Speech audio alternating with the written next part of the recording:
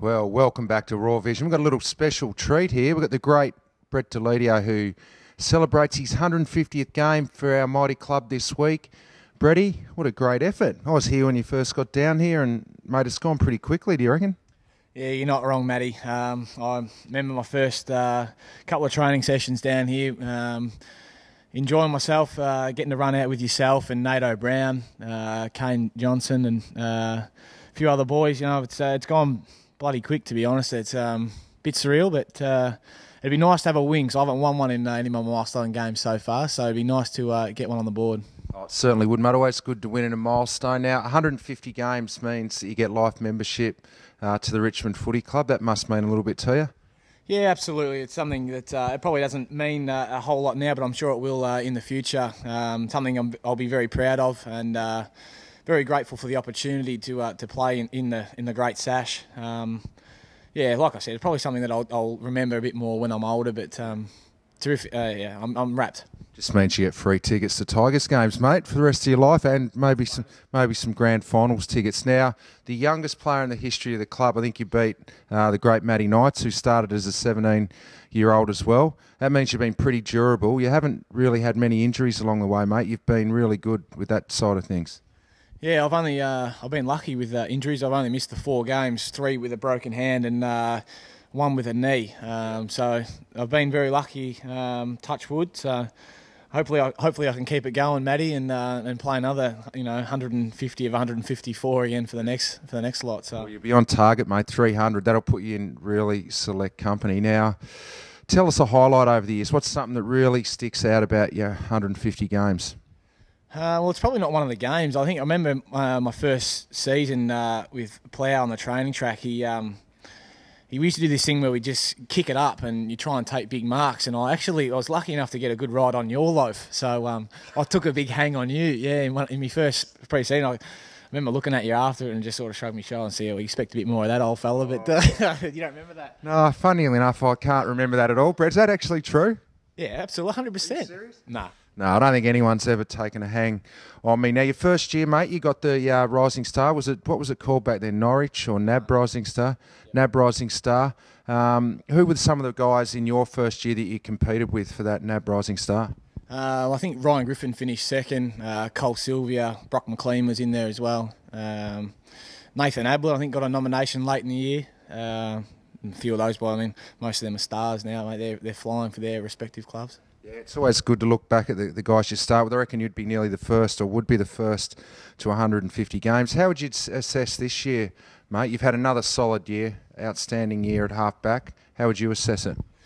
Yeah, pretty consistent. We've had some games where we haven't really played the way we wanted to play, which can hinder you a bit if you're playing wing half-back. But learning some new roles in that off half-back. I played there last year, but learning, especially when we're being smashed, it's not always fun down there. That Carlton game was terrible, but it's fun down there, because you get to play with Chrissy Newman, who's one of my best mates here at the club, and Bash Hooley, who's flying down there off half-back as well. So learned some new things along the way, and Leppert said, he's made me the player I am. So thanks, Lep, mate. You're probably the best coach I've ever had. Pump you up. So. Good work, Lepper. Well done. You made Brett the player that he is. What about your long-term goals? You got to 150 now. You mentioned 300 before. I reckon. You didn't mention 300. You did, mate. You mentioned 300. Wouldn't some finals would be nice, though? They're not far away, do you reckon? Yeah, well, probably some finals would be real nice. I'm second behind Newey now for games played without a final, so I'll let the old fella keep charge of that one, and I'll hopefully next year I reckon will be a good show. But we just keep building and getting experience into your Dylan Grimeses, Matty D, Dave Asprey, those sort of boys, and the team, we can only get better from there. So we're everyone talks about 9th this year, but it's not a bad 9th, I don't think. Oh, no way. I reckon at the start of the year you would have taken that for sure, mate. Now, tell us some of the players that you're coming through with, some of the guys that you really think are going to be part of that next finals group. You probably just mentioned a couple of them then. Comment on like Dusty and Trent. Just give us a few words on some of those guys. Yeah, Trent, I just noticed him before he's doing his recovery. I've never seen a man who usually in winter is quite white, but has turned a nice tan colour. You're not suggesting a solarium for Trent, are you? Well, I'm not suggesting it, but I don't know. I haven't seen a lot of sun. I mean, we've had some nice weather, Matty, but it hasn't been not tanning weather. I wouldn't have thought. Trent, he's outstanding. You know, he's for a kid his age.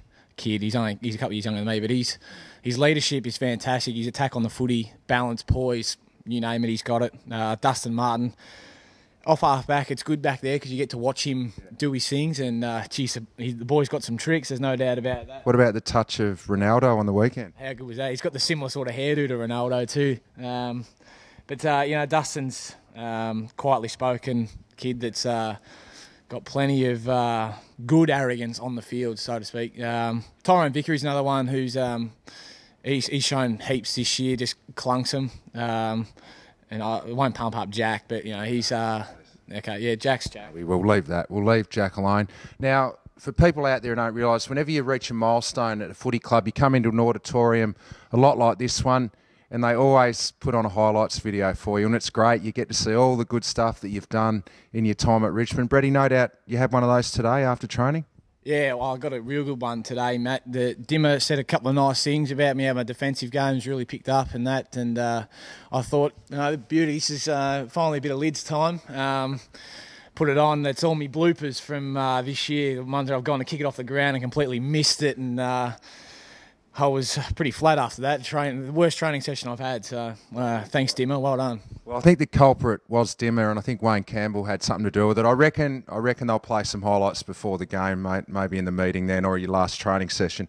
We certainly hope so. Just talking about Dimmer, second year as a coach. How's you've seen his progress, and you know, how do you enjoy playing under him? Yeah, well, playing under Dimmer's fantastic. He's I had to do a report on him yesterday, actually. We have to fill in surveys to, you know, pump him up, or not pump him up, sorry, but just to give him some feedback on what we think. And I wrote on that he's, you know, terrific with open door policy. You can always go in to see him, talk about things, open to, you know, positions that you play. But I think I've said this before, that his best thing is he makes everyone, you know, wives, girlfriends, everyone feel comfortable about being a part of the club, and makes it a family club. And that's something that only makes the club stronger, I think. But Dimmer's fantastic. You know, he's when we're in our lull, he was still finding positives out of the negatives. But you know, he's stuck at it. The only one thing I will say about him, his dress sense, putrid. I've never seen someone other than Wayne Campbell dress so bad. You know, that's pretty bad, because Wayne's probably the worst I've ever seen. Yeah, well, he's got big legs, Dimmer, hasn't he? Big calves. I won't touch that one, but you know, Wayne, for a bloke who's got so much money, mate, you've got jeans with rips all up the back of them, and that's not in fashion anymore, mate. You know? Yeah, but you know why he's got so much money? Because he doesn't spend any of it, Brett. That's exactly right. Now, well, just to finish up, mate, you've had a few hairstyles over the years. You've had the black hair at some point. You've shaved it off. You've gone blonde. You're getting a little bit of length back into it now. What's your favourite one over the years? I was a big fan of the blonde hair at the time, Matty, but after speaking to your good self, you said you've got to have long hair at some stage. So I'm going for the long hair now. I want to get to the stage where I can tie it up like Harry Kuehl used to in Bex, you know. So I'll see how I go over the pre-season, but might look for a fresh start come next year. Well, mate, grow it long over the summer. No doubt about that. It'll look good, and it'll look good down on the beach. Mate, well done. Congratulations. Huge achievement. Won 50 games. I was lucky enough to play with you, and I hope the boys get a win against North this week. Well done, Bretty. Thanks, Matty. Okay, mate.